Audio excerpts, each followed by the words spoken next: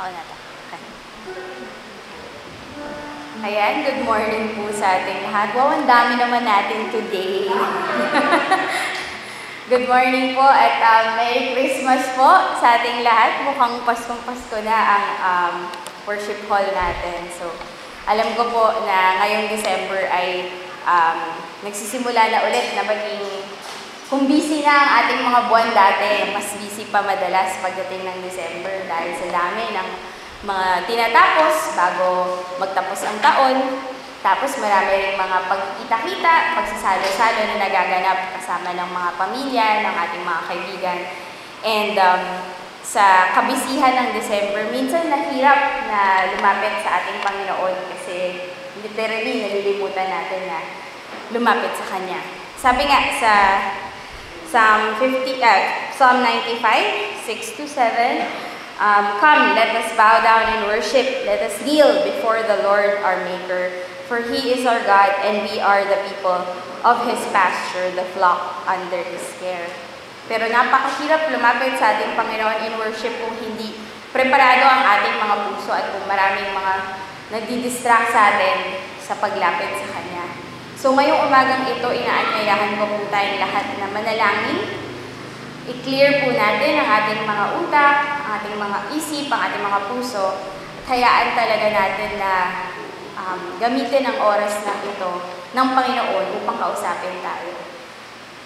So manalangin po tayo sa Kanya, hingin natin ang Kanyang habag, hingin natin na samahan niya tayo, na talagang iparamdam niya ang presensya niya sa atin. Kahit na magulo ang ating December or tahimik man ito, naway si God, ang ating Panginoon pa rin ang pumagitna sa atin.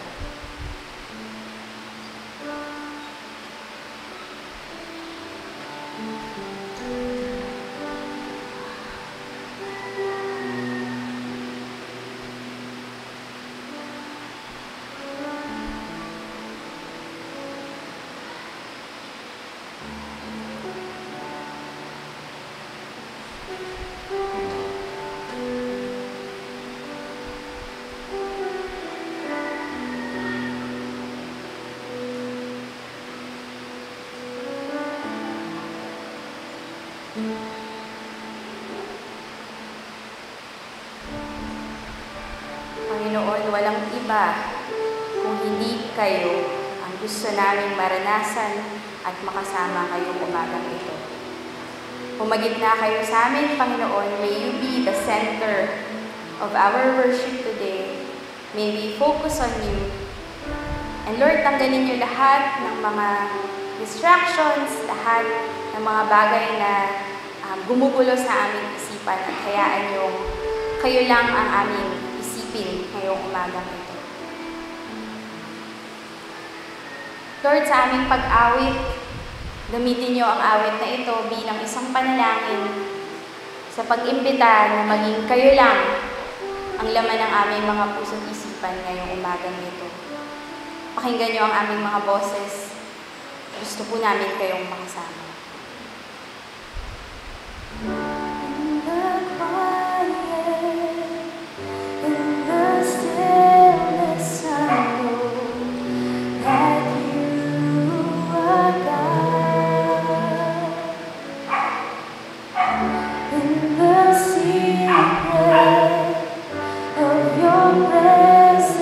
I know.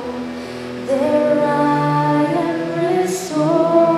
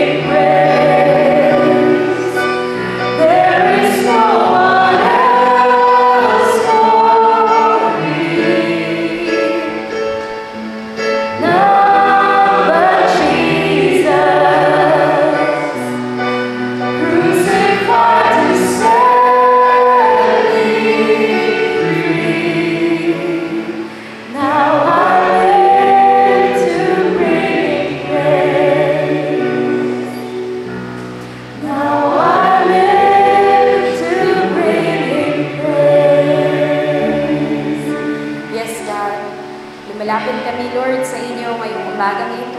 Gusto namin kayong papurihan. Gusto namin kayong lapitan at pakinggan. And Lord, sa aming umagang ito, Lord God, samahan niyo kami. At naway matuwa kayo sa aming mga aawitin, sa aming mga ipapanalangin, sa aming mga bibigkasin, Panginoon. Naway maluwalhati kayo ng aming mga puso't isipan ngayong umagang ito. At Lord, gusto namin maramdaman ang presensya ninyo. Gusto namin kayong marinig ngayong umagang ito. Ihanda niyo po kami, hindi lang ngayon sa aming panambahan, kundi sa mga darating pang araw ngayong Disyembre. Salamat dahil pwede namin itong gawin kasama niyo at kasama ang aming kapatiran. Thank you, Father. Be with us today. In Jesus' name we pray. Amen and amen. Palakpakan natin ang ating sabi sa Ephesians 20, then you will be filled with everything God has for you. God is able to do far more than we could ever ask for or imagine. He does everything by His power that is working in us. Pag tayo ay handa na pakinggan ang ating Panginoon, pag tayo ay handa na hayaan na pumasok siya sa ating mga buhay, kaya niyang gawin ang lahat para sa atin. Amen po ba? Amen. Sige po, patuloy natin siyang awitan at papurihan ngayong umagang ito.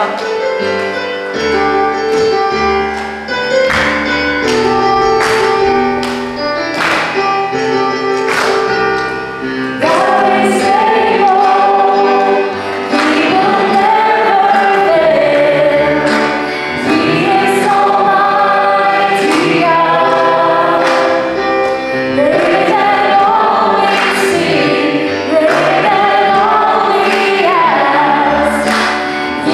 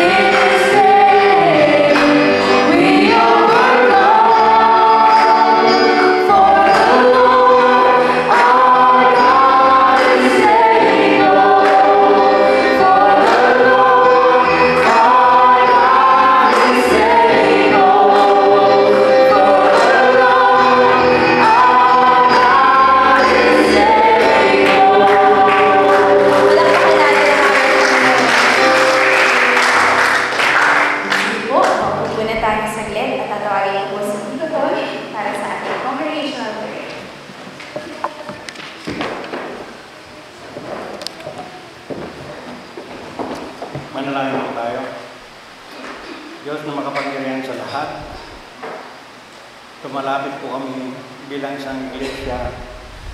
Nilalapit po namin ang mga gawain sa lugar dito sa Doña Carmen. Salamat Panginoon Diyos kung paano ka kumilos kahapon sa gawain ng Sunday School Kids. Salamat sa Panginoon sa Grace Gospel na ginamit mo Panginoon Diyos para mga bata dito sa kapaligiran ay makakinig Panginoon Diyos. Salamat sa mga teachers, sa mga nag-volunteer Panginoon Diyos. Salamat sa mga leaders Panginoon na ginamit mo. Truly, you are an amazing and powerful God. That you create things to happen, Panginoon Diyos. Upang kayo, Lord, ang palagi namin maalala, maluwalhati sa lahat ng ginagawa namin. Ingatan niyo po, Panginoon Diyos, ang mga puso't isipan ng aming mga leaders, sa mga elders, at mga deacons. Panginoon, itinlaga mo po ang bawat sa dito upang kumilos sa gawain na itinalaga mo dito sa iglesia ito, Panginoon Diyos. Nilalapit din namin, Panginoon, ang mga miyembro na maging magsigasig sa pakikinig sa iyong salita dahil walang ibang kadahilanan, Panginoon Diyos, na sila'y makilala ka ng gusto kundi sa pamagitan ng iyong salita na mabigyan sila ng importansya sa Panginoon dahil yun po ang iyong utos na mahalin ka ng iyong puso, isip, kalakasan at aming kaluluwa, Panginoon Diyos. Dahil dyan po nakatungtong ang relationship namin sa iyo. Dahil ipinakita mo po ito, ilminustra mo, Panginoon Diyos, kung paano mabuhay. Bigyan po namin ang priority, Panginoon Diyos, Panginoon Diyos. Dahil ang mga pagdadaanan namin, hindi po namin mararamdaman dahil kasama namin kayo. Ang aming mga karamdaman, hindi namin mararamdaman dahil nandiyan kayo na nagpapagaling sa amin. Kung ano man po mga pagsubok na dinadaanan namin, nandiyan kayo palagi. Andiyan ang iyong presensya, Panginoon Diyos. Ingatan niyo ang mga nangunguna sa mga worship teams, gawa ng kanyang pamumuno, Panginoon. Salamat sa kanyang dedikasyon, Panginoon Diyos. Patuloy mo siyang gabayan, ingatan, Panginoon Diyos, ang puso't isipan niya. Ang nangunguna sa prayer meeting, Panginoon Diyos, si Norma, patuloy mo siyang panubayan. Kanyang dedikasyon, Panginoon Diyos, sa kanyang pangunguna sa prayer life. Napakahalaga po sa aming iglesia ito, Panginoon Diyos. Dahil ang prayerful church ay talagang blinebless ng Panginoon Diyos. Dito po makikita, Panginoon Diyos, ang iyong kaluwalhatian, Panginoon Diyos. Kung paano ang pagmamahalan ng bawat sa mararamdaman po ng bawat sa ito, Panginoon Diyos. Dahil sa inyo. Dahil kayo ang sentro sa lahat ng pag-ibig nito, Panginoon. Gabayan niyo rin po si Amilo sa kanyang pangunguna sa principal. Salamat po sa kanyang katiyagaan at dedikasyon, Panginoon Diyos, sa pangungulit sa mga preachers, sa pag-aaral ng mga preachers, Panginoon Diyos, upang sumalang dito sa harapan. Salamat po. Salamat sa pangunguna rin ni Oxy sa mission. Salamat, Panginoon Diyos, sa pangangalap niya ng mga ipinapanalangin, Panginoon Diyos, na mga misyonaryo, ang mga church worker, Panginoon Diyos. Napakahalaga po ito, Panginoon Diyos, dahil dito namin mararanasan ang loving one another as I have loved you. Dahil ang pag-iisip at pagpapanalangin, Panginoon Diyos, sa mga tao ito ay napakahalaga, Panginoon Diyos, upang sila'y sumuong sa mga kanilang ministeryong ginagawa. We just pray also for our missionaries, Panginoon. Si Lem, salamat, Panginoon Diyos, sa kanyang buhay. Patuloy siyang gabayan, Panginoon Diyos. Si Emilio, salamat, Panginoon, nakatapos na rin po kanyang doctorate. Salamat po paggabay mo sa kanya. At si Eva Abad sa Vietnam, patuloy siyang ingatan at special ang kanyang kalusugan.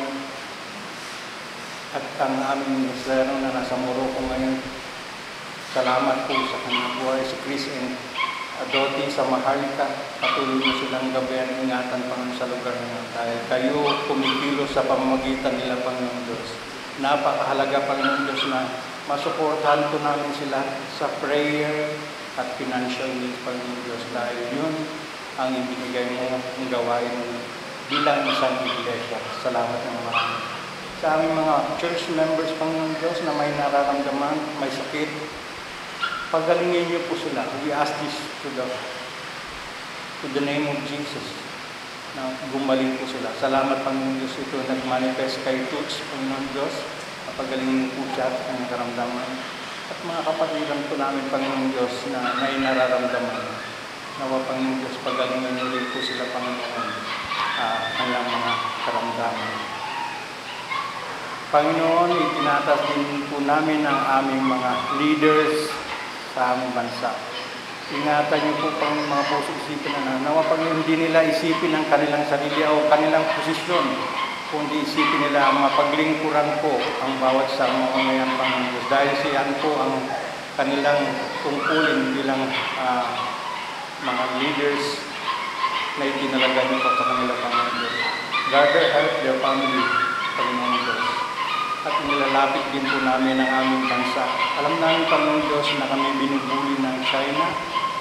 Pero, Panginoon Diyos, bigyan mo po, Panginoon, ng patience and perseverance ang aming mga sundalo, ang aming mga fishermen. Nawa, Panginoon Diyos, makita po ng China na ang pag-ibig po pa ay nangunguna, Panginoon Diyos, bilang mga Pilipino na hindi po kami nagre-resort sa mga anumang karahasan, Panginoon Diyos. Nawa, Panginoon Diyos, ingatan niyo po ang aming mga fishermen, mga sundalo, mga nagbabantay sa mga aming karagatan, Panginoon Diyos. Salamat, Panginoon Diyos, sa pakikinig sa aming mga prayer dahil kayo ang Diyos nakakikinig sa aming mga panalangin dahil yun po ang gusto ng Panginoon Diyos na naririnig niyo sa aming mga boses, sa aming mga bunga at sa mga puso at isipan namin, Panginoon Diyos. Thank you for hearing our prayer, Lord God. We ask this in Jesus' name, mighty name. Amen.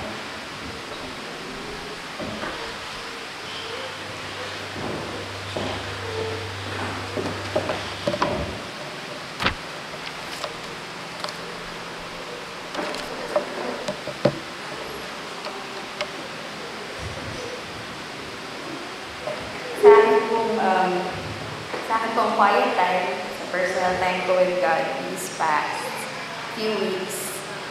Aminin ko, matagal ako hindi naka-quiet time. Pero praise God, this November, nakabalik ako.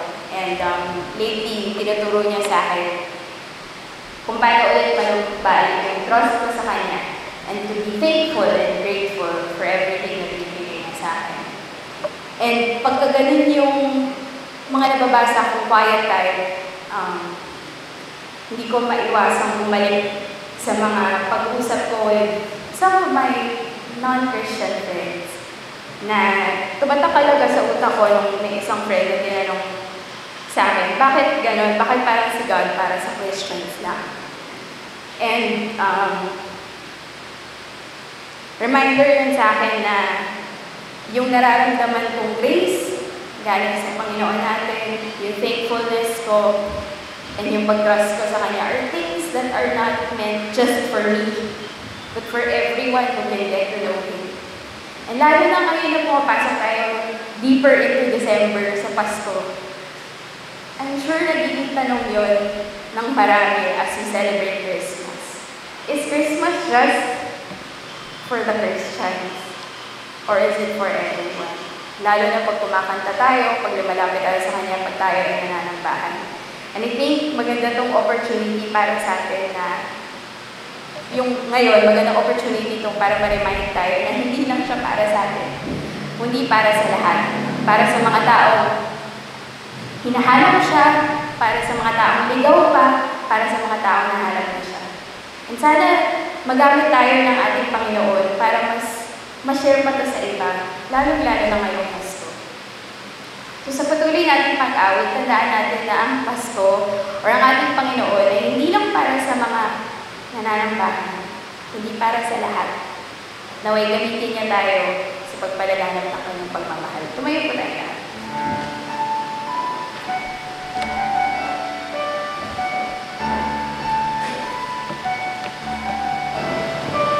Oh God, oh you are faithful.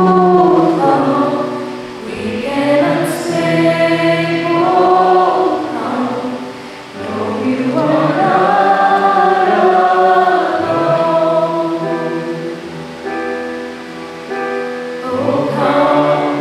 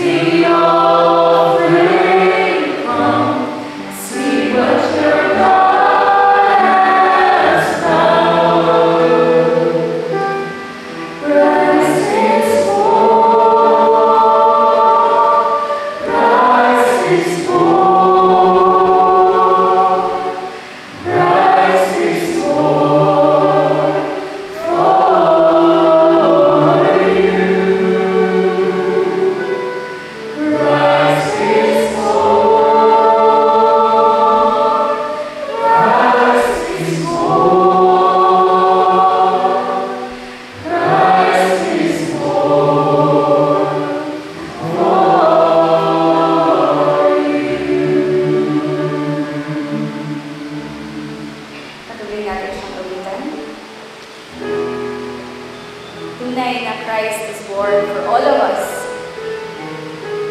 Nasa sa atin para ipakita sa ibang mga tao kung gaano katotoo, kasagana ang biyaya na binibigay sa atin ng ating Panginoon.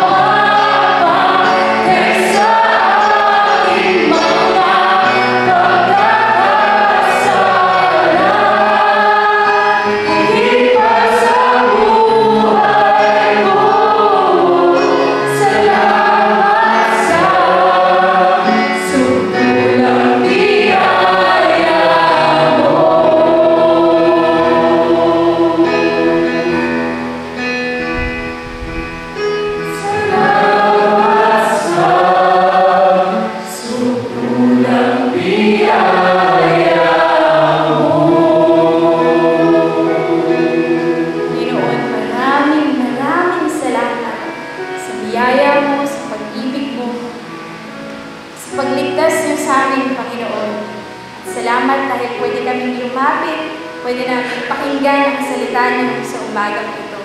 Naway gamitin niyo ang inyong mensahero. Kayo ang magsalita sa pamamagitan niya, Lord God. Naway ang boses niyo ang aming marinig at unawain sa mga darating pang araw. Salamat, Panginoon, sa inyo namin ibinibigay ang lahat ng papuri at salamat sa pangalan ng inyong minamahal na anak na si Jesus. Amen at amen. Palakpakan natin ang ating Panginoon. May na po tayong maupo. Tatawagin ko po si Tito Ando para sa ating mensahe.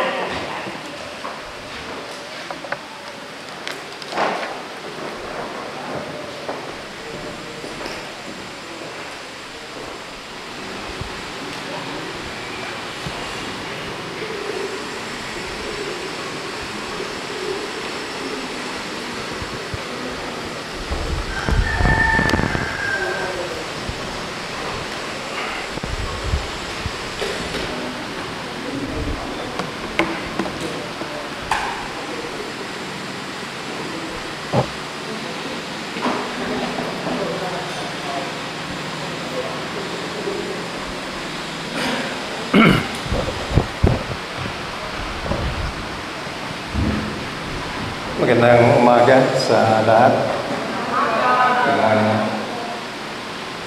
Nakatabi ngayong barko. Mas marami dito kaysa dito. Business class ba yan?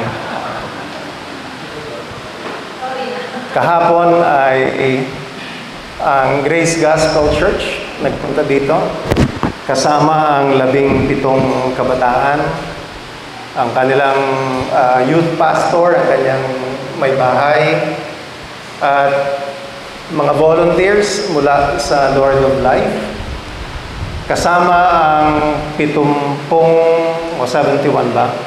72 na kabataan mula dito sa Congress Park.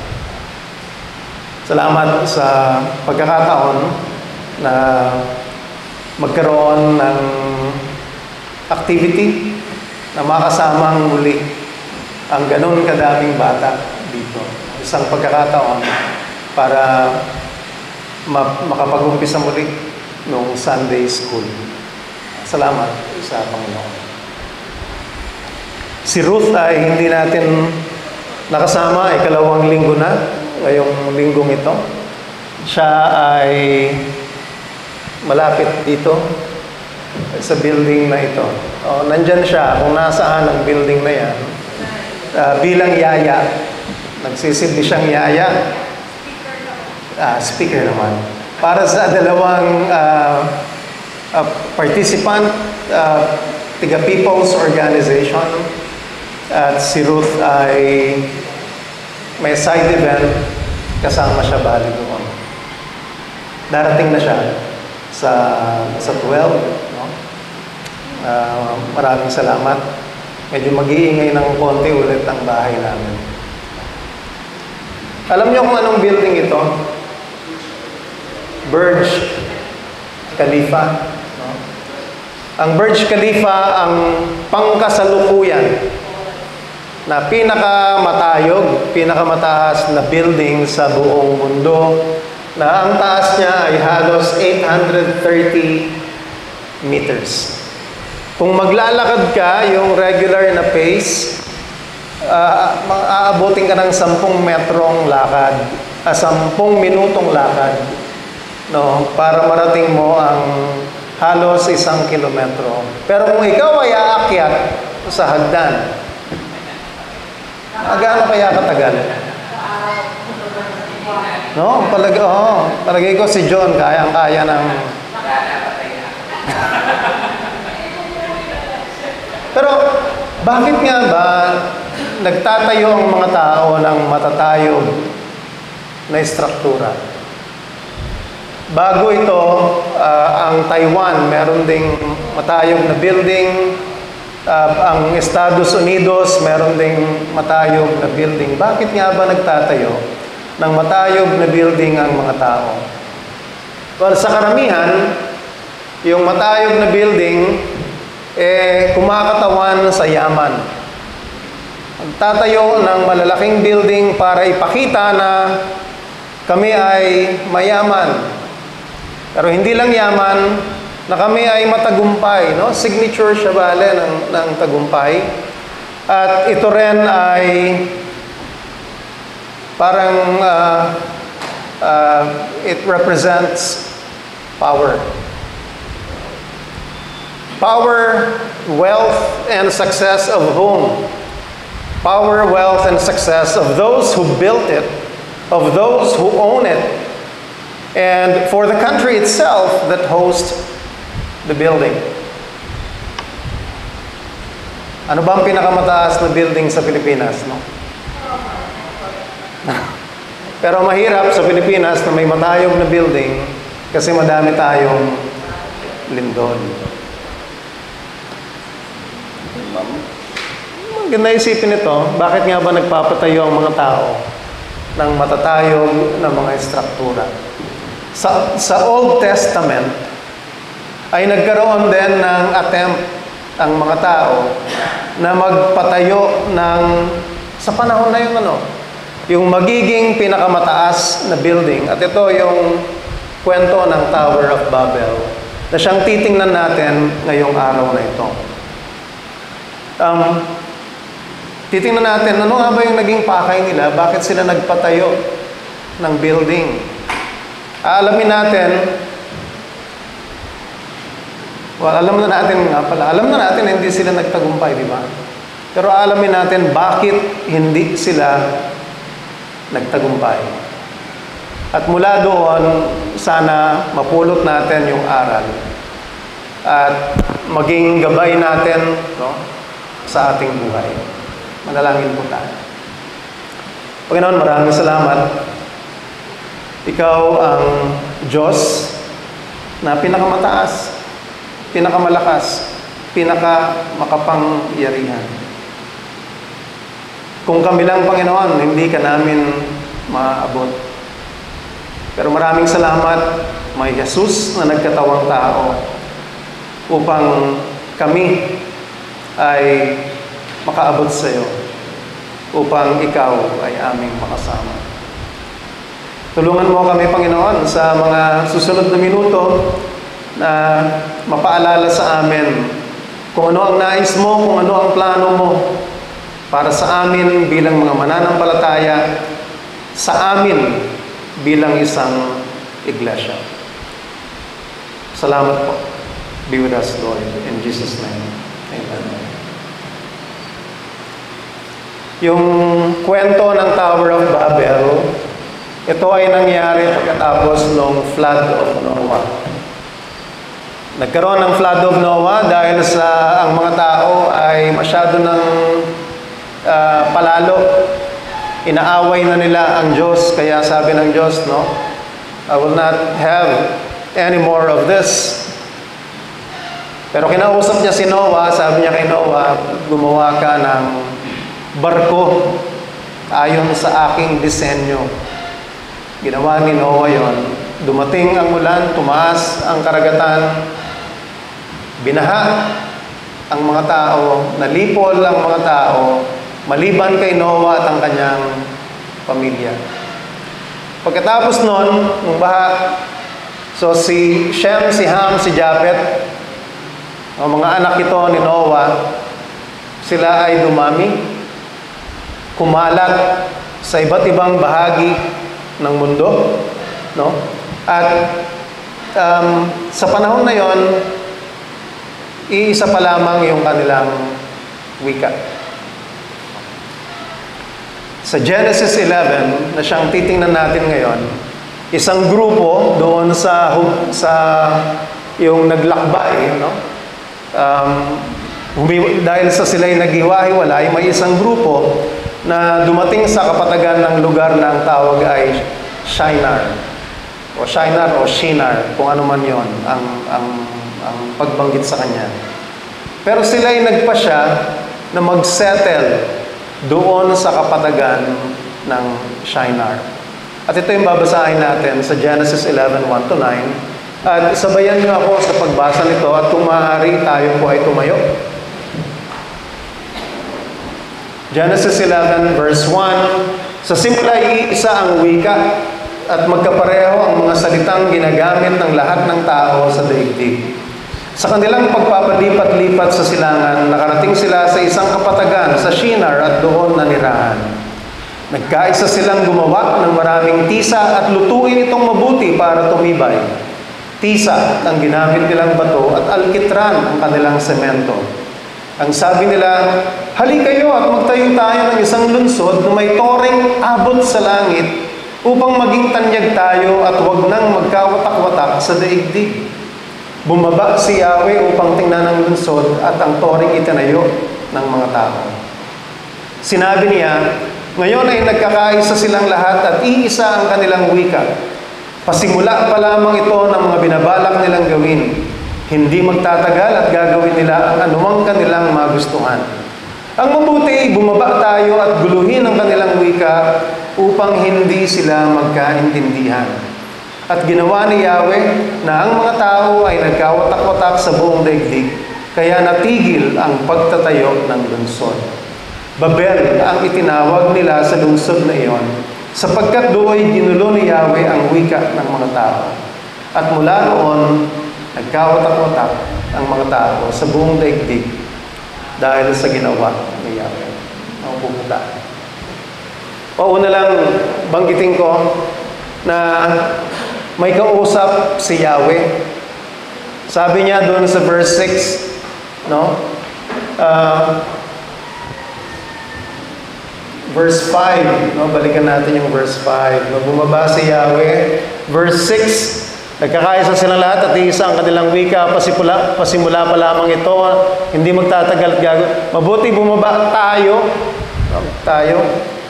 Kung tayo ay hindi naniniwala sa Trinity, no? Patalastas po.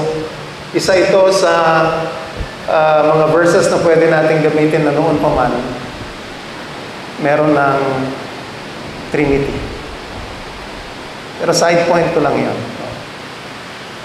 Sa kwentong ito ng Tore ng Babel, makikita natin na may pagkakaisa yung grupo ng mga taong nagpasyang mag-settle sa Shinar. Nagkaisa sila sa layunin na magtayo ng isang lunsod na may toreng abot sa langit. At nakatulong dito sa kanilang pagkakaisa yung pagkakaroon nila ng iisang wika. At dahil sila ay sama-sama doon sa paglalakbay papuntang Shinar, malamang iisa din lang ang kanilang kultura. Bukod sa pagkakaisa, meron din silang kakayanan sa pagtatayo ng bayan at tore. Marahil yung kakulangan sa bato doon sa kapatagan ng Shinar, yung naging dahilan kaya Tisa ang pinagpasyahan nilang buuin, gamitin doon sa pagtatayo nila ng bayan at ng tore. Ibig sabihin, meron silang kaalaman at teknolohiya sa paggawa ng tisa. Sino ba dito ang marunong gumawa ng tisa? Wala. Saan gawa ang tisa? Ito ay gawa sa clay. Ito ay hinuhulma, pero may kasamang dayami. At ito ay sinusunog sa oven para ito ay tumigas. Alam nila yon. Meron silang kakayanan, kaalaman, meron silang teknolohiya. Ano pang meron sila? Meron silang alkitran. Para saan ang alkitran? Imbis na semento, alkitran yung kanilang gagamitin para pagdikit-dikitin yung tisa. Meron din silang kakayanang magtayo ng malalaking istruktura. Ano ang kailangan para makapagtayo ng isang malaking istruktura? Malamang ito ay may plano. Hindi naman pwedeng basta magtayo ka lang ng struktura, di ba? Ito ay kailangang may plano.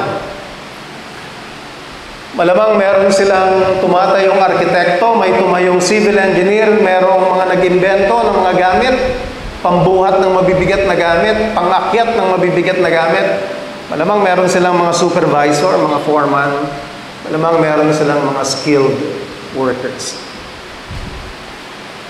Makukuha din natin mula dito na sila ay sagana sa basic needs. Bakit natin masasabi yon?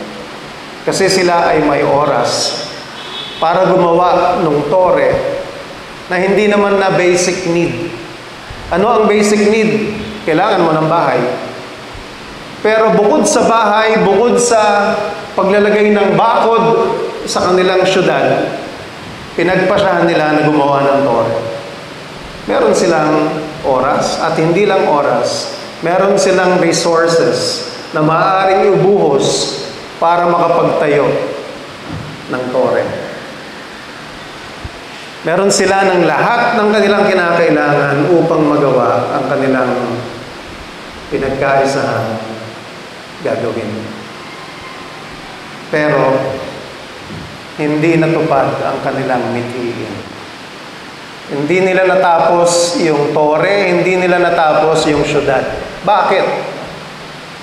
Lahat nandun na sa kanila, pero hindi nila natupad ang kanilang mithiin. Bakit? Sagot doon sa kwento, straightforward. Ang sagot sa kwento, dahil pinigil ng Diyos ang kanilang gawain. Kaya ang tanong, bakit pinigil ng Diyos ang kanilang gawain? At ang kasagutan na ito, yung dahilan ay dahil sila ay nagre-rebelde sa Diyos. Pwede niyong tanong, saan nakuha ni Kuya Ando yung nagre-rebelde? Nandun mismo sa mga talata, mga kapatid. Paano ito naging pagrebelde sa Diyos? Sabi nila sa verse 4, "Hali kayo at magtayo tayo ng isang lungsod na may toreng abot sa langit upang maging tanyag tayo at huwag nang magkawatak-watak sa daigdig." Nagre-rebelde sila sa Diyos dahil sa una, nais nilang mapantayan ng Diyos. Pangalawa, nais nilang sila ang matanyag. Ikatlo, nais nilang hindi sila magkawatak-watak. At tingnan natin ang tatlong ito. Sa kanilang pagnanais na makapagtayo ng toreng abot sa langit, ay nais nilang mapantayan ang Diyos. Ano kaya yung technology na meron noon na naisipan nila? Tara, gumawa tayo ng tore, makakaabot tayo sa langit. Parang sa kanila, alam nila kung nasaan ang langit, kaya desidido sila, sige, gawa tayo ng tore. Abot hanggang langit. At itong mithiin na ito ay masasabi natin na rurok ito ng kayabangan ng tao. Dahil sa kanyang lubos na pagtitiwala sa sarili. At sa tingin ko, ito ay dahil sa wala silang kasalatan. Wala na silang, lahat ng basic needs nila na-meet na. Kaya recreation, pwede nilang gawin. Sobra-sobra yung supply nila. May sobra silang oras, may sobra silang resources. Kaya naisipan nila magtayo tayo ng tore. At dahil dito, nawala yung kanilang dependence sa Diyos. Kasi sobra-sobra yung kanilang resources na available sa kanila. Meron silang kakayanang lumikha, meron silang kakayanang bumuo ng matibay na gusali. Inakala nila na kaya na nilang mapantayan ang Diyos. Marami tayong nababalitaan na mga experiments noon, baka hindi nababalitaan, mga napapanood na lang, mas maganda sa movies. No? Na yung isa sa pinakalumang novel na ginawang palabas ay yung Frankenstein. gustong gumawa ng buhay mula sa pira-pirasong bahagi ng tao. Para makabuo, si Frankenstein, siya yung doktor, no? Yung kanyang alalay, ano nga ba pangalan? Igor. Igor nga ba? Igor, no? Igor o Igor? Dahil meron siyang kaalaman sa medisina, inisip niya, kaya niya nang gumawa ng buhay. Hindi unusual na kung maraming kaalaman at achievements ng tao, nakakalimutan ng Diyos. Kaalaman na nakakapagpaliwanag sa galaw ng mga tala. Ganito yung nature ng stars. Ganito ang nature ng universe. Kaya ang origin ng universe ay through the Big Bang. Hindi kailangan ng Diyos. Nagkaroon ng kaalaman sa pagpapagaling sa mga may sakit, maski na yung mga nag-aagaw buhay. Kaya nagkaroon ng interest na makalikha, makabuo ng buhay mula sa patay. Yung mga tao sa panahon ng Tore ng Babel, nakalikha sila ng teknolohiya para gumawa ng tisa. Sa ngayon, nakakalikha tayo ng kung ano-anong teknolohiya para maging madali, no, ang ating buhay. Nakakapagpadala tayo ng satellite sa space, nakakapagpadala tayo ng tao sa buwan. Ngayon, ang target ay Mars. At dahil sa lahat ng achievements na ito, dahil sa lahat ng kaalaman na ito, iniisip ng tao, walang Diyos. Kasi alam na natin kung paano nagwo-work ang nature. Medyo mabigat para sa akin kasi galing ako sa field ng siyensya at nakakasama ko ang maraming tao sa science, sa technology, na hindi na rin talaga kinikilala ang Diyos. Isipin natin tayo rin mismo sa kaalaman na natin sa nagagawa na natin mismo dito sa iglesia, nabawasan na ba yung pagkamangha natin sa Diyos? Kapag tumitingin ba tayo sa tala, ganun pa din ba ang ating pagkamangha na we are awed by what we see? Tumitingin tayo sa bulaklak, we are awed by that flower. And then we say, thank God, maraming salamat sa iyo, Panginoon, dahil sa iyong creation. Marami akong kilala na appreciate siya, pero walang pagpapasalamat sa Diyos na lumikha ng mga bagay na yon. Kasama dito ang pagkawala ng paniniwala sa bisa ng panalangin. Alam naman na natin kung ano yung makapagbibigay ng kagalingan. Uminom ka lang ng ganitong gamot. Alam naman na natin na magpunta ka lang sa doktor, alam na yung iyong sakit. Nababawasan ang ating o sa Diyos, nababawasan ang ating paniniwala sa bisa ng panalangin. Pero nangyayari di po ba sa panahon ng kasalatan na mas tumatawag tayo sa Diyos? Sino dito ang hindi nananalangin kapag may kailangan o may problema sa buhay? Palagay ko wala.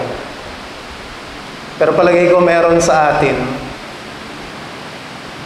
ang nakakalimutang manalangin sa umaga, magpasalamat sa umaga pagkabangon dahil tayo'y malakas, dahil tayo'y may trabaho. Hindi yun unusual, di ba? Wala tayong trabaho. Grabe yung panalangin natin. Panginoon, bigyan mo ako ng trabaho. Prayer request sa lahat. Panalangin niyo ako na bigyan ako ng trabaho. May sakit. Panalangin natin, Panginoon, pagalingin mo ako. Text sa mga ka-church, pag-pray niyo ako kasi may sakit ako. Kapamilya, pag-pray mo ang asawa ko kasi may sakit. Nagkaroon ng trabaho, lumakas ang katawan, pero nakalimutan ang Diyos. Tanong ko, nakikita ba natin yon dito sa iglesia? Sana hindi, ano? Pero kung susuriin natin ang ating mga sarili, palagay ko dito, sasagot din tayo ng oo.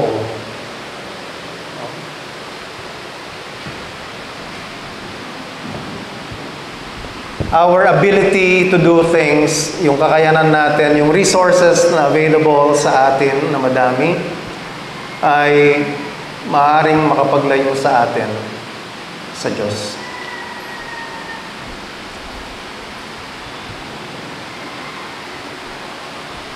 Kaya kailangan nating bantayan ang ating mga sarili. Tayo ba ay namumuhay na may dependence sa Diyos? Nasa atin, walang kasalatan, maaari meron tayong trabaho, meron tayong malusog na katawan. Ano ba kailangan natin? Bakit kailangan pa nating maging dependent sa God? Naalala niyo yung kwento ng farmer na umani ng pagkarami-rami? Namomroblema siya, saan niya ilalagay yung kanyang inani. Pero kinabukasan natigok siya. Hindi natin alam ang buhay, di ba? At ang Diyos lamang ang nakakaalam. Pero merong kapayapaan sa buhay natin kung tayo ay magtitiwala sa Diyos that He will carry us through our day, our week, our month, our year.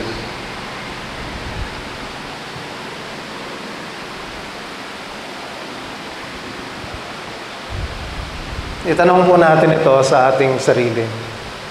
Pwedeng hindi marami ang kakayanan, basta may kakayanan. Sa mga ginagawa natin sa iglesia, nagpe-pray po ba tayo, nangihingi ng tulong, God, tulungan mo ako sa paghahanda ng preaching, paghahanda sa worship leading, or do we wing it? Kasi alam naman na natin gawin yun. Kaya na natin.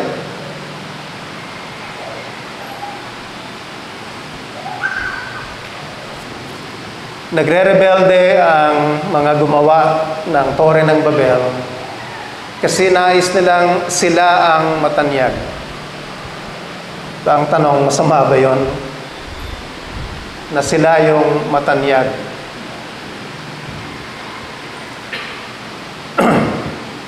Dahil sila ay nagtitiwala sa sarili, may kayabangan, gumawa sila ng tore, inaakala nilang mapapantayan na nila yung Diyos. Ninais din nilang sila ay matanyag. At sa pagnanais na matanyag ay nandoon yung ambisyon na sila ay dakilain, sila ay iduluhin, sila ay sambahin. At pwedeng sabihin, teka Kuya Ando, masyado ka naman tumatalon. Pero di ba, kung susuriin mo ang sarili mo, bakit gusto mong maging kilala? Para saan? Para saan? Kaya tanong sa atin, nagnanais ba tayo na tayo ay makilala? Nagnanais ba tayo na maging idolo ng mga nakapaligid sa atin?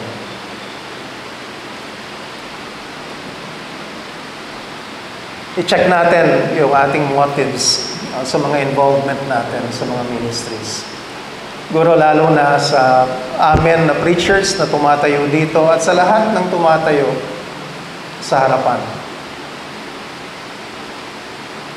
Ano ang motivation natin doon sa ministry? Sa ating mga trabaho o hobbies, no, naipapaisang tabi ba yung pagiging mananampalataya natin para maging in tayo sa katrabaho o sa kaibigan?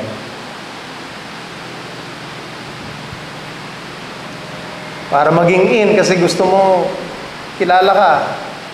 Diba? Hindi ka ni-snub. Sa trabaho, At ako, kailangan kong i-check ang sarili ko dito. Are we giving our best because we want to be recognized by our peers? Or are we giving our best so that we can be recognized in our field?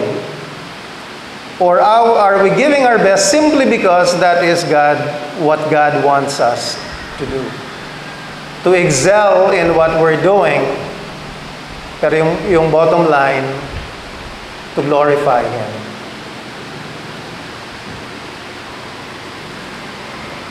Balikan natin ang verse 4. Ang sabi, halika kayo at magtayo tayo ng isang lunsod na may toreng abot sa langit upang maging tanyag tayo at huwag nang magkawatak-watak sa daigdig. Ito ay direktang pagre-rebelde sa Diyos. Bakit?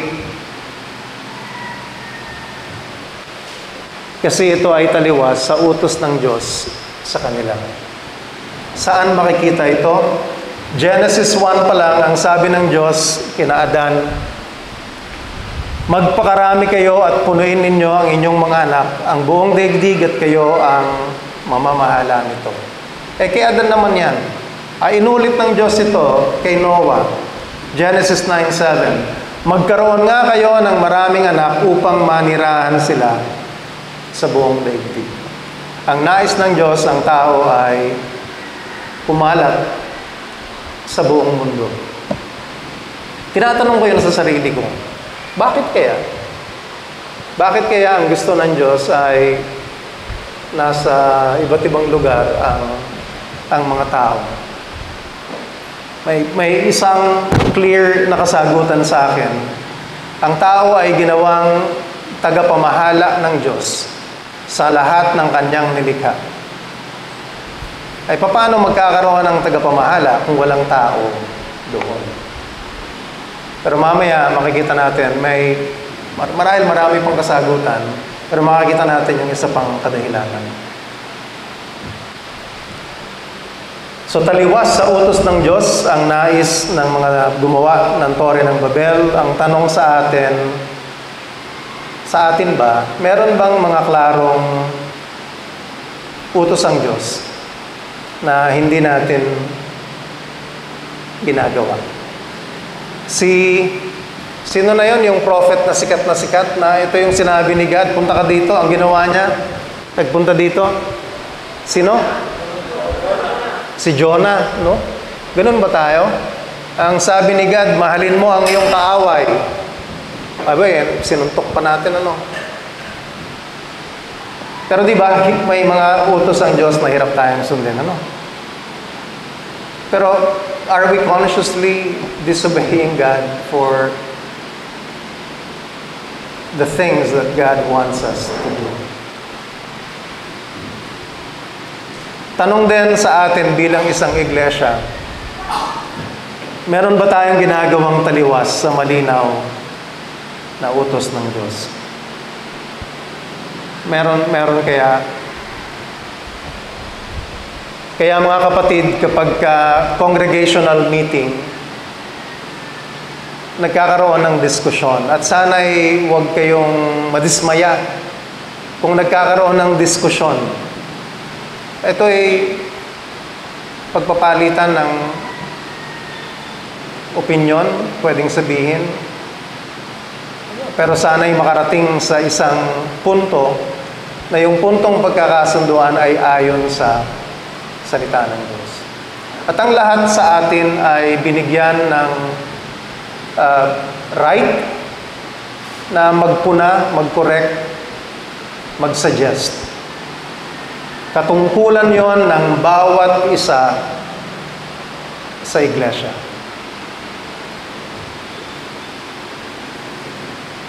Sa verse 6, sabi ng Diyos, ngayon ay nagkakaisa silang lahat at iisa ang kanilang wika.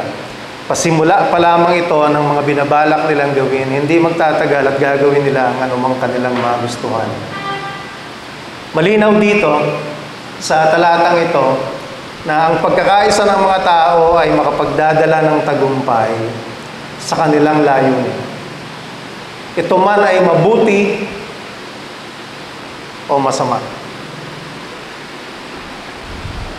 Kaya mahalaga na tayo sa iglesia ay nagkakaisa. Kung nais natin na maka-impact dito sa komunidad natin, dito sa Congress Park, sa Doña Carmen na Karatigpook, at sa iba pang lugar, kailangan nating magkaisa.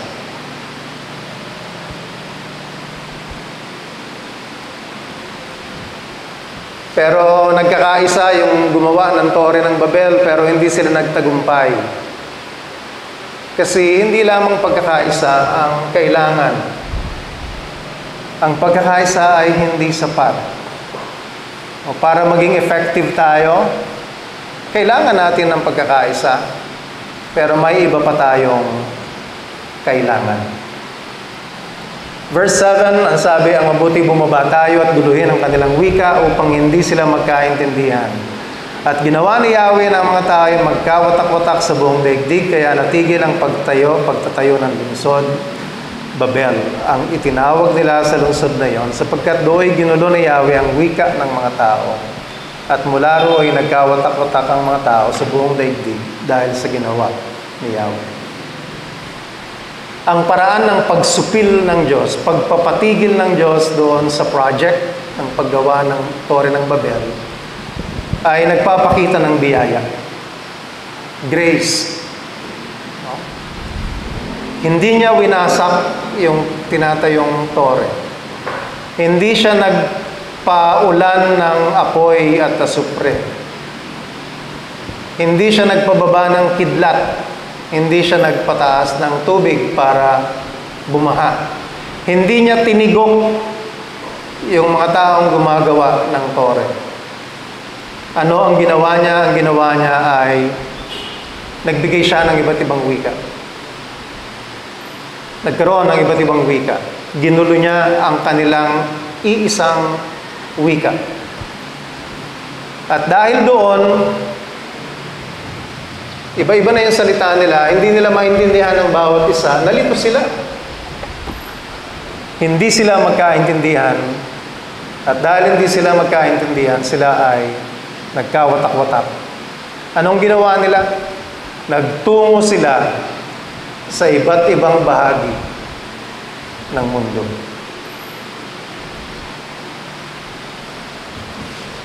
Naganap ang plano ng Diyos.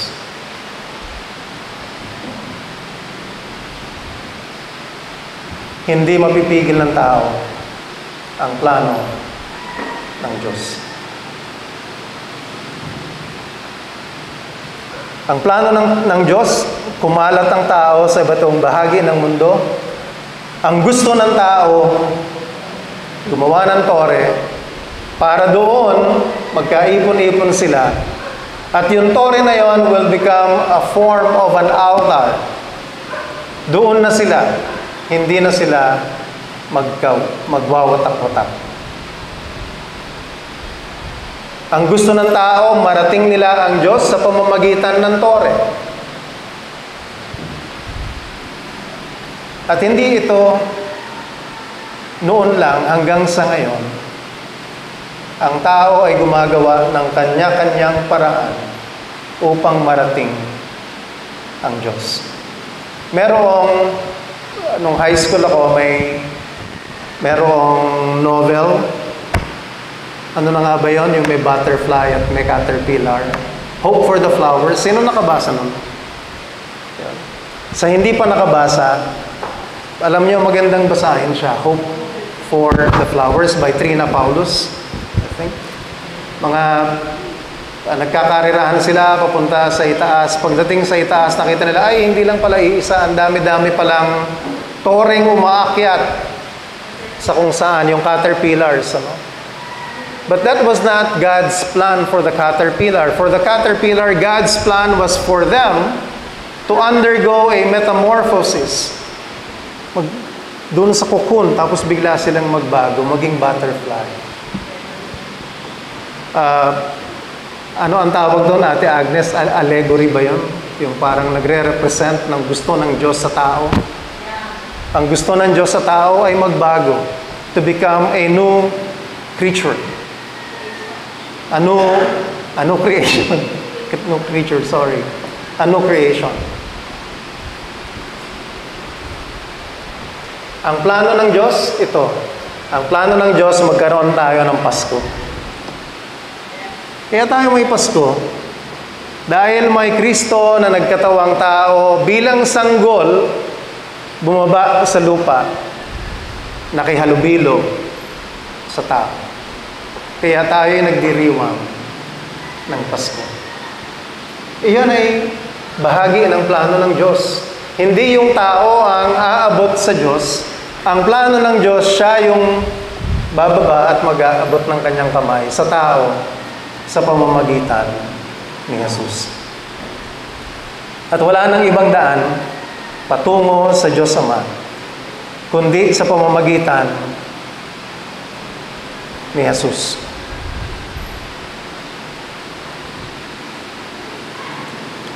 At ano pa ang plano ng Diyos para sa atin? Kung tayo mananampalataya niya, bahagi ng plano ng Diyos para sa atin ay maging kamukha natin si Kristo. Hindi sa physical attribute, kundi sa kanyang kaparaanan, sa pamumuhay, sa kanyang character. Tanong natin sa ating mga sarili, are we willing to do that? Tayo ba ay nagpapabago sa banal na Espiritu upang tayo maging mas kawangis ni Kristo? Nagkaroon ng Kristo para madali tayong makarelate. Nagkaroon ng Kristo na namuhay na tao, sanggol, naging mahirap. Kasi galing na siya sa Diyos na mayaman. So lahat ng aspeto ng buhay, mayaman, mahirap, nakaka-relate siya. Para hindi natin masabi na may Diyos na hindi nakaka-relate sa atin. At ang plano ng Diyos ay upang maging kamukha natin, kawangis natin si Kristo. Kaya ang ilan sa mga tanong sa atin, ano yung mga ginagawa natin bilang mga mananampalataya? Ano ang mga ginagawa natin bilang bahagi ng iglesia? Ano ang mga ginagawa ng Lord of Life? Ang mga ito ba ay naaayon sa blueprint ng Panginoon? O gumagawa tayo ng sarili nating blueprint?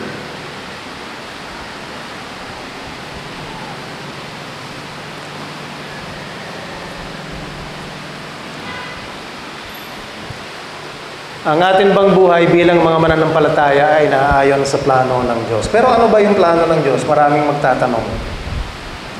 Well, siguro, simple lang. Alam natin, pag nagbabasa tayo ng Biblia, ang daming may mga utos, ano? Although last week, nasabi na hindi na tayo namumuhay sa kapangyarihan ng utos. Patotoo yun. Hindi na tayo namumuhay sa kapangyarihan ng utos na yung mga utos na yon ang siyang magdadala sa atin sa langit. Hindi na. Ang mga utos na yon ay gabay na sa buhay natin. Expectations ng Diyos na yon yung magiging bunga ng ating pakikiisa kay Jesus. Ang atin bang mga ginagawa ay para lamang sa ating pansariling, ano nga ba yung glory sa Tagalog? Kasikatan. O para lang makilala. O for self-satisfaction. Yung ginagawa ba natin ay para lang kumita? Kumita lang ng malaki. At sa paghahanap buhay, gusto ko lang kumita ng malaki. Forget about my devotion time. Forget about church time. Forget about involvement sa church activities. Kailangan ko ng oras para magtrabaho. O ito ba'y para sa ating kaaliwan? Pupunta ako sa ganito, magbibiyahe ako, okay lang. Although may commitment ako sa iglesia, sorry na lang. No, kasi may pupuntahan ako na iba para sa ating kaaliwan. Bilang bahagi ng Lord of Life, at ang Lord of Life sa kabuuan, gumagalaw ba tayo ayon sa plano ng Diyos? Nagkakaisa ba tayo bilang isang iglesia? At bahagi ng plano ng Diyos ay ipakita ang pagkakaisa ng mga bahagi ng iglesia. At ito po ang sabi ni Jesus tungkol sa pagkakaisa ng mga mananampalataya sa John 17, Ama, maging isa nawa silang lahat, kung paanong ikaw ay nasa akin at ako'y nasa iyo, gayon din naman, maging isa nawa sila sa atin upang ang mga tao sa daigdig ay maniwala na ikaw ay ang nagsugo sa akin. Ibinigay ko sa kanila ang karangalang ibinigay mo sa akin upang sila'y ganap na maging isa tulad mo at ako na iisa. Ako'y nasa kanila at ikaw ay nasa akin upang lubusan silang maging isa. Dahil dito makikilala ng mga tao sa daigdig na isinugo mo ako at sila'y minamahal mo katulad ng pagmamahal mo sa akin. Ang plano ng Diyos, gamitin yung pagkakaisa ng mga mananampalataya upang yon ay maging bintana ng mga taong nasa labas kung sino ang Diyos, kung sino si Jesus. Pansinin ninyo sa verse 23, dahil dito makikilala ng mga tao sa daigdig na isinugo mo ako at sila'y minamahal ko katulad ng pagmamahal mo sa akin. Ay kung tayo ay hindi nagkakasundo, kung tayo mismo nag-aaway-away, makikita sa labas, sasabihin nila, ganyan ba ang mga Kristiyano? Paano natin sila maaakit kay Kristo? Sa pagpasa ni Apostol Pablo sa saloobin ni Jesus na ito ang sabi niya sa Ephesians 4. Ang sabi niya, mahirap kasi, di ba? Mahirap i-maintain ang unity. Kaya ang sabi ni Apostol Pablo, sikapin ninyo. No, try your best, give your best. Sikapin ninyong mapanatili ang pagkakaisa na kaloob ng Espiritu sa pamamagitan ng kapayapaang nagbubuklod sa inyo. At ang isang revelation sa akin, nung tinignan ko ulit ang talatang ito, kaloob pala yun ng Espiritu. Ibig sabihin, nasa atin na yung kakayanan na panatilihin ang pagkakaisa kasi pinagkaloob na sa pamamagitan ng banal na Espiritu. Ibig sabihin, kung tayo ayaw natin ng unity, abay, ini-echepuera natin ang banal na Espiritu na magawa niya yung kanyang ginagawa sa ating buhay. Ang tanong, paano nga ba ito gagawin? Sinagot din mismo ni Apostol Pablo doon sa naunang verse. Ang sa naunang verse, ang sabi niya, kayo'y maging magpakumbaba. Key element in maintaining unity is humility. Kung merong nagmamataas, mahirap, di ba? Pero kung ang bawat isa ay nagpa-practice ng pagpapakumbaba, hindi yung karapatan mo ang ipaglalaban mo.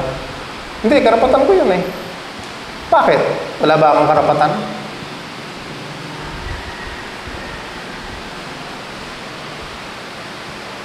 Paano pa tayo maging mahinahon? Huwag pasigaw, meron kang gustong itama, malumanay. Hindi nakinig, ang sabi pa dito, maging matyaga. Paulit-ulit. Maski matagal. At yun ay sinasabi ni Apostol Pablo na isang kaparaanan upang mapanatili natin ang pagkakaisa. Nababalot ang lahat ng yon dun sa susunod na sentence. Ang sabi niya, magmahalan kayo. Love one another. At magpasensya sa isa't isa. Kaya mga kapatid, pagpasensyahan niyo ako madalas. Kailangan natin ang mga bagay na yon upang mapanatili ang pagkakaisa sa iglesia. Tayo bilang bahagi ng Lord of Life, ang Lord of Life sa kabuuan, gumagalaw ba ayon sa plano ng Diyos? Nagkakaisa ba tayo bilang isang iglesia? Malaki, marami ang ating magagawa kung tayo ay nagkakaisa. Kung pagsasama-samahin natin yung ating effort, hindi tayo sabog-sabog. Kung may pagpapangkat-pangkat, kung may hindi pagkakasundo sa atin, mahihirapan tayong tupdin ang mga gawaing ibinigay ni Jesus sa atin. Kaya sinisikap po ba nating mapanatilihin ang pagkakaisa sa iglesia? Ang iglesia ay isang malamlam na ilaw para sa mga nasa labas kung wala tayong pagkakaisa.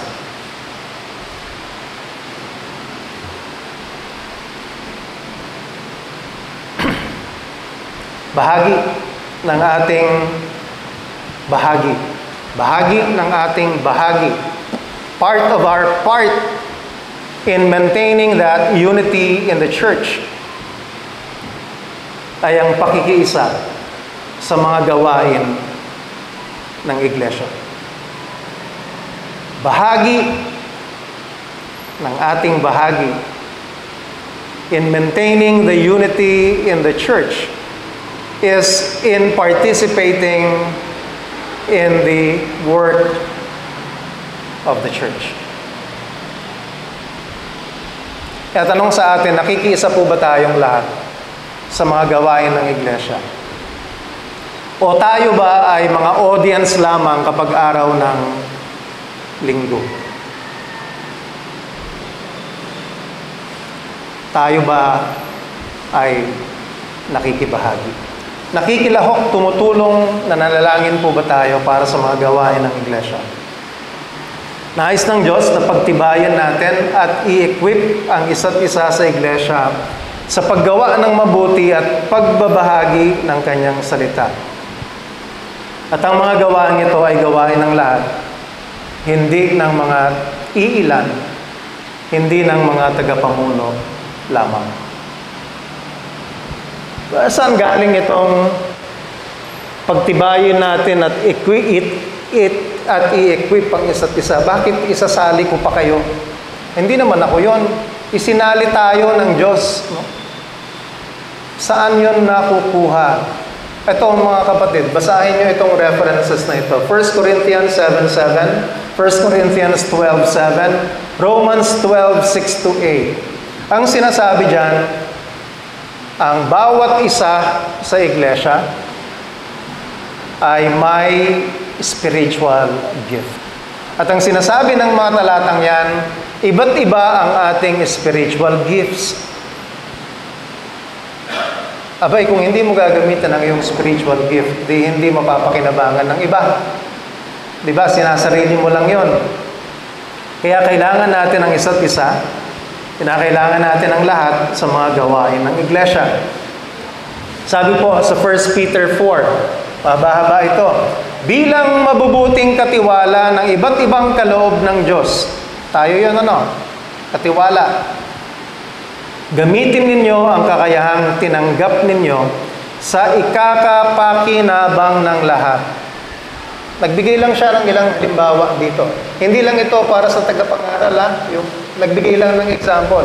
Ikaw ba'y tagapangaral? Ipangaral mo ang salita ng Diyos. Ikaw ba'y tagapaglingkod? Gamitin mo sa paglilingkod ang lakas na kaloob sa iyo ng Diyos upang sa lahat ng bagay siya'y papurihan sa pamamagitan ni Jesucristo.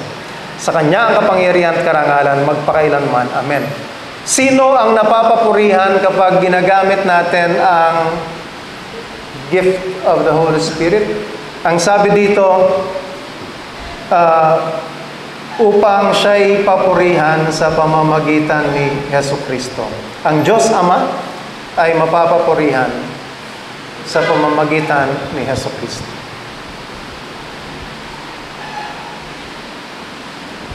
Paano mo magagamit ang iyong spiritual gift kung wala ka namang interaction sa iyong mga kaiglesia? Nandito ka nga pag Sunday, pero nagmamadali ka na bye-bye, alis na ako, tapos na ako makinig, audience ako. O wala kang ibang participation sa activities. Wala na kaming dahilan ni Oxy para magmadaling umuwi. Mata-traffic kasi kami. Pero maganda na hang around, makapag-usap. At hindi lamang sa mga taong lagi nating kausap. So, sikapin natin na kilalanin ang iba, lalo na yung mga bisita. Mga kapatid, pakiusap kapag may bisita tayo. Yung kakilala nyo na, kapamilya nyo, hiwalayan nyo, ang lapitan ninyo ay yung bisita. Lagi nyo naman kasama yung kapamilya nyo. Di pag-usapan nyo sa bahay yung gusto nyo pag-usapan. Yung kaibigan, i-messenger mo. Yung bisita, hindi naman natin nakakasama. Hindi yun gawain ng ushering committee. Yun ay gawain ng lahat. At kayang gawin kahit na sino. Kung bata ang bisita, abay maganda bata, ano? Mag-hi, hello. Kung medyo matanda, okay lang kahit na matanda, bata ang mag-greet. Pero pansinin ninyo ang bawat isa kung may bisita. Iilan lang sa atin ang lumalapit sa bisita. Bakit?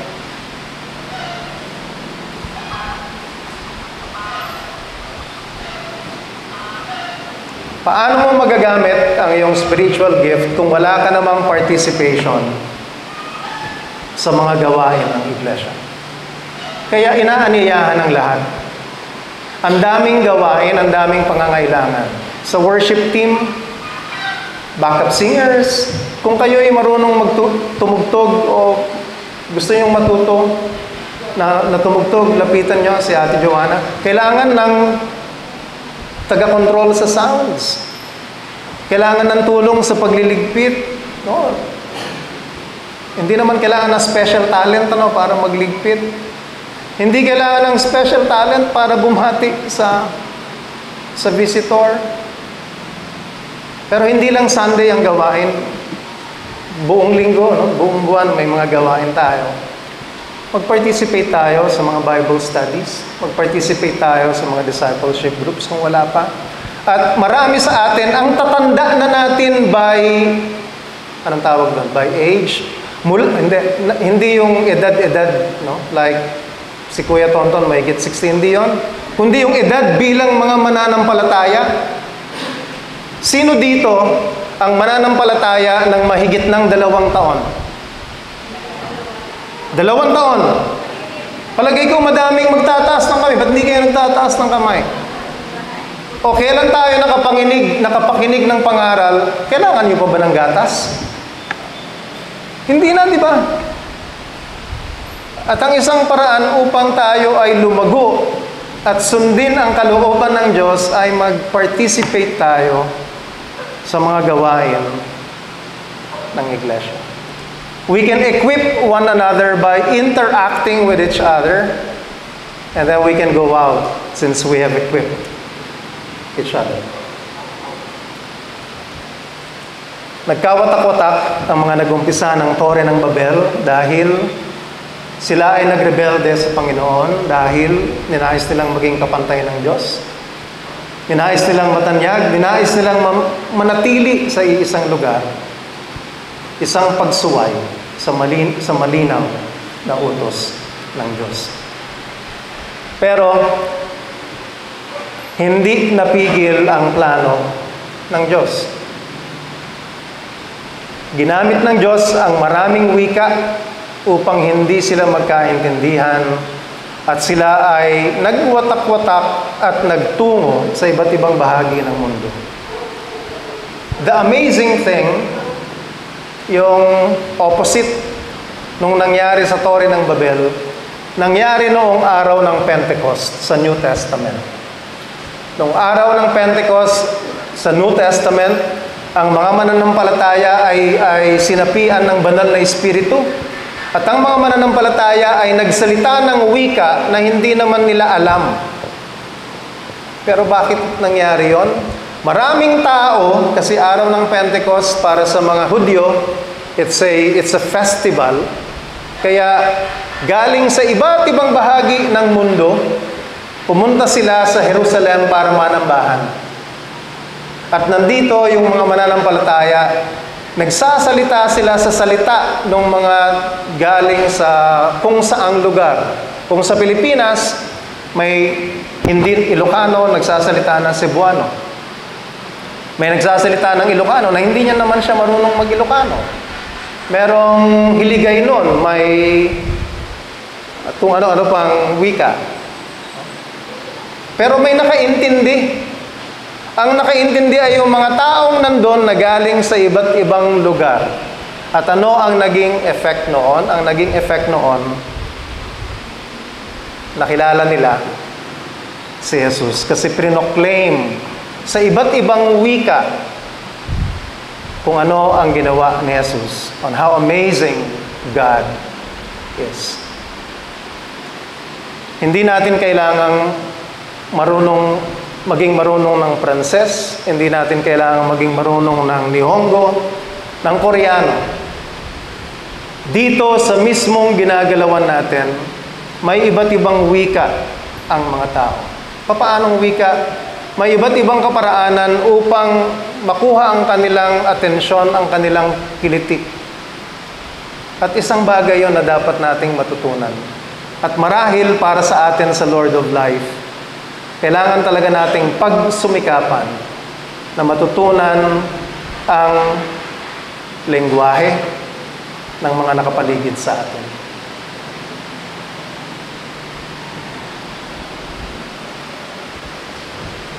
Natupad. Sabi ko, may ibang kadahilanan kung yung sa pagkalat ng tao. Diba? Yung una, sabi ko kanina, para may tagapamahala. Ito yung vision ni John sa pahayag sa Revelations. Revelations chapter 7, verse 9. Ang sabi, pagkatapos nito ay nakita ko ang napakaraming tao na di kayang bilangin ni numan. Hindi pa ito nangyayari ha, ito yung vision ni John. Sila'y mula sa bawat bansa, lahi, bayan at wika. Nakatayo sila sa harap ng trono at ng kordero, nakadamit ng puti at may hawak ng mga palaspas. Sinasabi nila ng malakas, ang kaligtasan ay nagmumula sa kordero at sa ating Diyos na nakaluklok sa trono. Ito ay sa langit. At may mga sama-samang nananambahan, nagsasalita sa kanilang wika, pare-pareho ang sinasabi upang magbigay papuri sa Diyos Ama. Ang pagkawatak-watak ng tao na bahagi ng plano ng Diyos ay dito upang sa huling panahon magkasama-sama at manambahan sama-sama na may iba't ibang wika. Hindi ko alam kung anong pakiramdam ninyo kung nakakapanood kayo ng may kumakanta ng Christmas song in different languages. May napanood ako, Arabic, no? Mga Palestinian, mga Jew magkasama, inaawit pareho Christmas song na nagbibigay papuri sa Diyos Ama at kay Jesus. It's a wonderful feeling. Paano pa kaya kung sa langit, ano? Iba't ibang wika, ang dami-dami, maririnig mo, at ikaw kasama sa nagbibigay ng papuri sa Diyos. Hindi masusupil ng tao ang plano ng Diyos.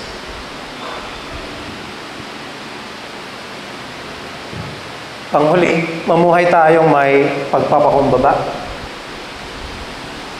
Magpasailalim tayo sa otoridad ni Jesus. Sumunod tayo sa Kanya. Makiisa tayo sa mga kaiglesia. Makiisa tayo sa layunin ng Diyos para sa iglesia. Magandang umaga, mga kapatid.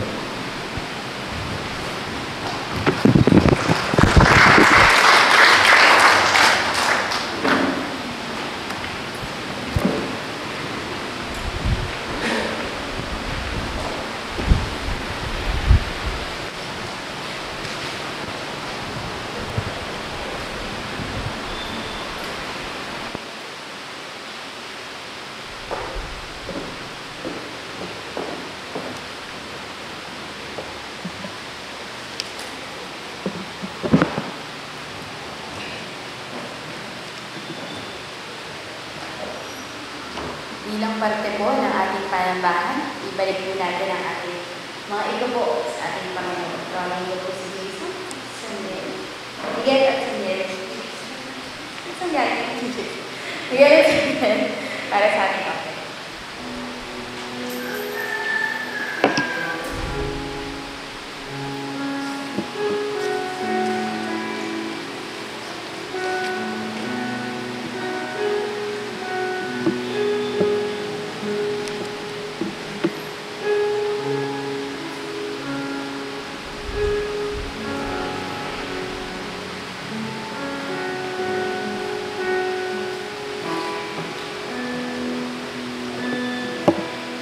Tumayo tayo lahat, gawin po natin ang gospel.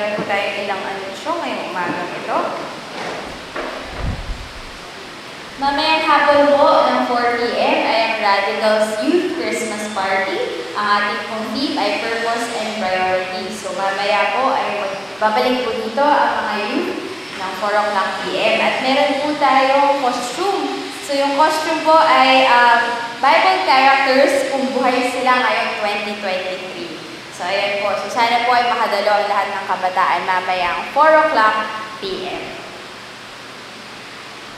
This coming Wednesday po, dito sa Doña Carmen, ay magkakaroon po tayo ng prayer meeting. At I think ang facilitators po nun ay sina Tito Mar at Tita Norma Dayan. So ito pong prayer meeting na to sa darating na Wednesday ay ang huling prayer meeting for the year. So sana po ay makadalo tayo. Next week naman po, Sunday, ay ang ating joint Christmas celebration dito po sa Doña Carmen. So darating po ang ating mga kasama sa Banasan Outreach at 2 o'clock p.m. po tayo magsisimula sa ating worship service. So wala po tayong worship sa umaga, 2 o'clock po tayo pupunta dito para magsama-sama at i-celebrate ang Kapaskuhan. Magpo-provide po ang church ng pagkain, pero po kung meron po tayong maaari i-contribute at dalhin sa potluck natin, ay very, very welcome po at ma-appreciate po ng lahat dahil pwede po natin yan pagsaluhan. So sa Sunday po, ang ating worship leader ay si Erica Dayag at ang ating preacher ay si Kuya Ken Caballero sa John 1:1-5, the Word became flesh. So sana po ay makadalo tayo next week sa ating Christmas party.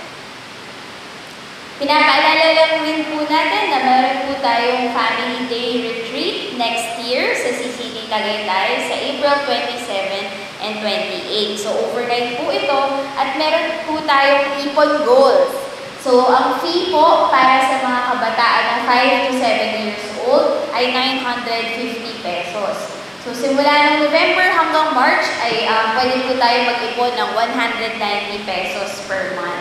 At para naman po sa adults, 8 years old and up, 1,900 naman po ang fee at ang kailangan po nating lipumin kada buwan ay 380 pesos. So, tapos na po ang first month, second month na po ngayon. Sana po ay meron na tayong naiipon para po magkakasama tayong lahat next year sa ating Family Day Retreat. Meron din po tayong ilang nag-celebrate na kanilang birthdays. Sa December 14 po ay birthday ni Jess at saka ni Vince. Wala sila ngayon. At sa December 15 po ay birthday naman ni Tito Toren Caballero. Ilan taon na Tito? 36! So, iba natin yung Tito Toren sa kanyang 36th birthday. Happy birthday! Happy birthday! Happy birthday! Happy birthday! Happy birthday to you! Birthday naman. Sa December 17 naman po ay anniversary nila Kuya MJ at saka ni Erica Daya. Happy anniversary! Ilang years na? 7. 7, okay. 7 years na sa December 17. So, sayang wala si Erica pero pwede po natin silang dalawa batiin sa December 17. Meron po tayong first time visitors. Wala naman pong first time ngayon. Pero magbatian nga po tayo mamaya at pinaalalahanan tayo na tayo po ay kakilanlan pagkatapos ng ating mga worship services. Toy po si Tito Tonton para sa ating benediction.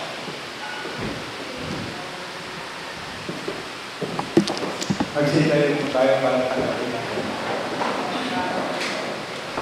Panginoon, maraming salamat po sa inyong salita. Kayo po yung salita na nagkatawang tao, na Panginoon Diyos.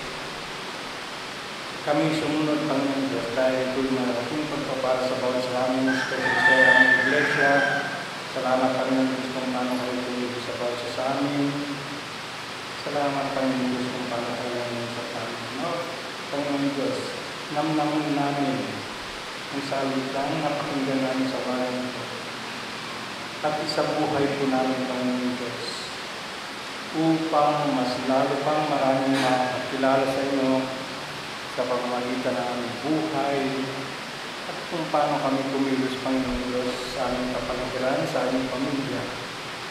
Salamat, Panginoon Diyos, kung paano kami kumilos sa bawat sa amin, sa aming pag-aaral ng iyong salita, kung paano rin kami magsalita at tumugol, Panginoon Diyos, sa iyong inuutos sa bawat sa amin. Nawa, Panginoon Diyos, pag-ingatan namin ang aming puso at isipan sa aming mga pagkilos, Panginoon Diyos, upang makita nila kayo sa amin. Salamat, Panginoon Diyos. Tanggapin po natin ang bastas ng Panginoon. At ngayon, itinatagubilin ko kayo sa Diyos at sa Kanyang salita naghahayag ng Kanyang kagandahan loob.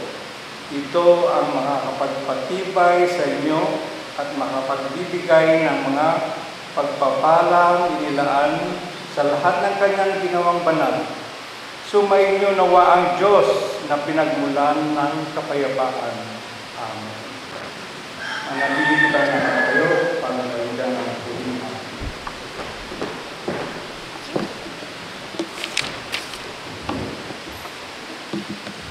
Yan, tunay nga pong kamangha-mangha ang ating dakilang Panginoon na mayroong plano para sa bawat isa sa atin. He is greater than all we know, far above all we hope. Our God has done great things and will continue to do great things. Bago po tayo maghiwa-hiwalay, papurihan natin siya.